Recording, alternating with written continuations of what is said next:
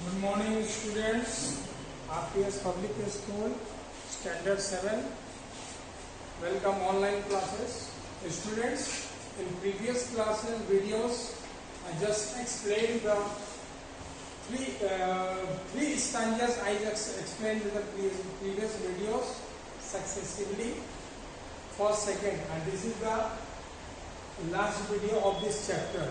Okay, so today we shall discuss the last remaining of this one. आज हम discuss करेंगे अंतिम दो स्टैंडर्ड जो बचे हुए आपके पॉइंट के उसके बारे में, और फिर हम इस कविता को कंक्लूड करेंगे. स्टूडेंट्स, इसके अलावा आपको इस बात को भी ध्यान रखना है कि पिछले वीडियोस में हमने क्या बताया था अर्थक्वेक थ्रू द हिमालयाज में, उसको भी, उन बातों को भी आपको ध्यान में रखना है. अब जब वो पीक पर जाने के बाद फिर अब यहाँ पर इस स्टैंजाज में स्टूडेंट्स जस्ट पोएट सृंजय चक्रवर्ती शेयर्ड हिज फीलिंग्स. अब इस स्टैंजा लास्ट टू स्टैंजाज में पोएट की बहुत सारी फीलिंग्स भी नजर आएगी, और उस चीज को पोएट ने को रिलेट किया फिर अदर वर्ल्ड से. यानी हमारी ये जो दुनिया है, इस दुनिया से जब हम उस चोटी पर जाते हैं, उस दुनिया से वहां से जब हम नीचे की तरफ देखते हैं तो लगता है इस दुनिया में सिर्फ फरेब है, चालबाजी है, धोखा है, स्वार्थ है, हर चीज इस दुनिया में भरा हुआ है. लेकिन जब हम उस हाइट पे पहुंचते हैं तो हम सारे चीजों को छोड़ देते हैं नीचे की तरफ, और ऊपर हमें बड़ा सुकून महसूस होता है.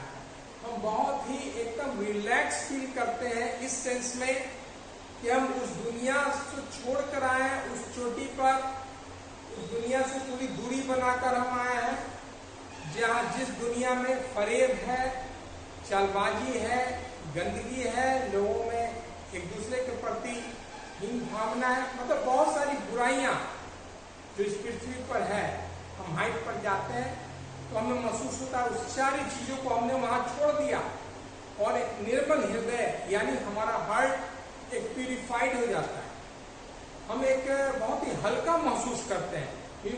We just going to realise a very very soothing, बहुत ही शांति, इस तरह का हम अनुभव करते हैं. तो ये जो स्टैंजा है इसको हम लोग आते हैं, हम लोग फिर देखते हैं इस स्टैंजा में कैसे कैसे कवि ने, पोएट ने एक्सप्लेनेशन किया है.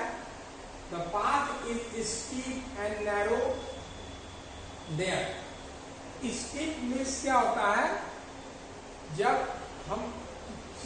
जब पहाड़ पर चढ़ते हैं हम लोग तो ऐसा सभी रास्ता आता है एकदम वर्टिकली सीधा खड़ा रहता है और वर्टिकली डाउनवर्ड भी रहता है.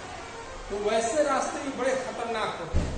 वैसे रास्तों को हम स्टीप बोलते हैं, यानी वैसे पर्वत के रास्ते जो एकदम लंबवत खड़ा हो, या अपवर्ड की तरफ हो या डाउनवर्ड्स की तरफ खड़ा. एंड नैरो देयर, नैरो मतलब संकरा, कहीं बहुत सा पतला रास्ता भी मिलता है हमको जाने के क्रम में. तो पाथ के बारे में कवि बताते हैं कि किस तरह से वो पाथ है. तो एकदम सीधे खड़ा भी है, नीचे की तरफ भी खड़ा है, लंबवत वर्टिकली, और नैरो भी है, यानी एकदम पतला भी रास्ता है वहां पर. इट स्नेक्स इट्स वे, रास्ते जो है सर्पिले, स्नेक्स का मतलब यहाँ पर है कि घुमावदार. जैसे सांप जो है वो जब भी चलता है तो ऐसे घूम घूम कर चलता है, तो सर्पिला रास्ता ऐसे ऐसे बना हुआ है. उस तरह के रास्ते से भी कवि को जाना पड़ रहा है. ठीक है. दिस स्टेयर्स ऑफ स्टोन, बहुत सारे पत्थर हैं जहाँ सीढ़ियां भी ऊबड़ खाबड़ बनी हुई है, और रास्ते कैसे हैं तो सर्पीले हैं. Now mark the route we make our own, और हम लोग उस समय अपने रूट यानी अपने रास्ते को सेलेक्ट करके हम आगे की तरफ बढ़ते हैं. The sunshine gives the lucid air. अब यहाँ पर ल्यूसिड मीन्स क्या होता है, एकदम क्लीन, साफ, कंप्लीटली एकदम क्लीन एयर को क्या करता है, सनशाइन, जो सूरज की रोशनी उस चोटी पर भी तो पहुंचती होगी, तो चोटी पर जो सूरज की रोशनी आती है उस पर्वत श्रृंखला की ऊंचाई पर, तो क्या करती है, वो लगता है एकदम सुनहरा, एकदम सोना जैसा वो बिछा हुआ है। आप देखते होंगे एकदम गोल्डन कलर का हमको वो नजर आता है। गिल्ड्स क्या होता है, कवर्स थिनली विथ गोल्ड। यहाँ गिल्ड्स का मीनिंग आप देखेंगे, गिल्ड्स किया ना, तो सनशाइन यानी सूरज की रोशनी जब लूसिड एयर यानी एकदम क्लीन एयर से होके गुजरती है, तो उस एयर को आप देखते हैं, मतलब वो माउंटेनियर्स देखते हैं जो चढ़ते हैं पहाड़ पे, covers thinly with gold, guilds with gold, यानी एकदम सुनहरा रोशनी लगती है, जैसे वो हवा से तो क्रॉस करके जो जा रही है सूरज की रोशनी उस ऊंचाई पर भी, तो बहुत ही सुंदर सा एक दृश्य नजर आता है हम लोग के सामने, जिसको हम लोग अपने वर्ड्स में एक्सप्लेन नहीं कर सकते। जो देखते हैं वो बस अपना शेयर कर रहे हैं, उससे हमको सिर्फ महसूस किया जा सकता है। ठीक है, नेक्स्ट स्टारिया में देता है the peak is star with gelid snow.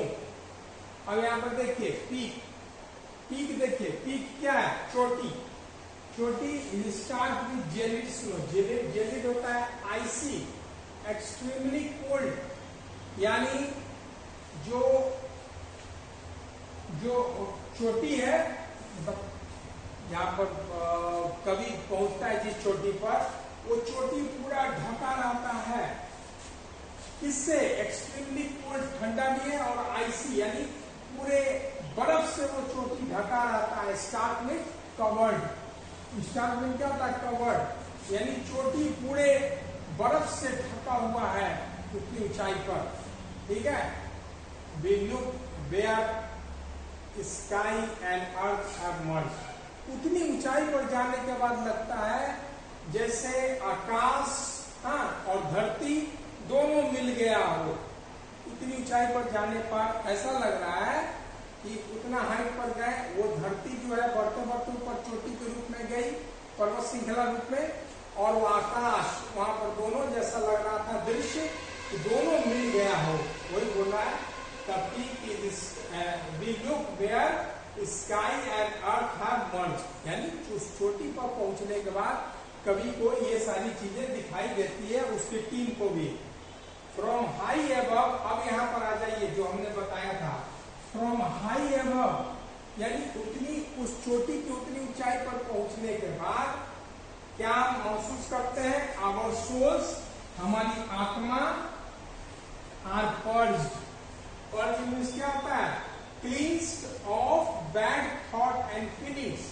उतनी ऊंचाई पर पहुंचने के बाद वहां पर हमारी आत्मा जो है एकदम साफ सुथरी हो जाती है, हमारा बैड थॉट यानी बुरे विचार खत्म हो जाते हैं, हमारी बुरी फीलिंग्स खत्म हो जाती है, ये सारी चीजें खत्म हो जाती है। कब, जब हम उतनी ऊंचाई पर पहुंच जाते हैं, यानी हमारा शुद्धिकरण हो जाता है, आत्मा की भी शुद्धि हो जाती है उतने हाइट पर पहुंचने के बाद। ये बात पोएट आपसे हमसे शेयर कर रहे हैं। ठीक है, forgotten lies the world below, और हम भूल जाते हैं जो दुनिया बिलो मतलब नीचे की तरफ, जो दुनिया हम ऊपर से देखते हैं नीचे की तरफ, फॉरगॉटन उस सब को हम भूल जाते हैं, इस सारी बुराइयों को हम भूल जाते हैं।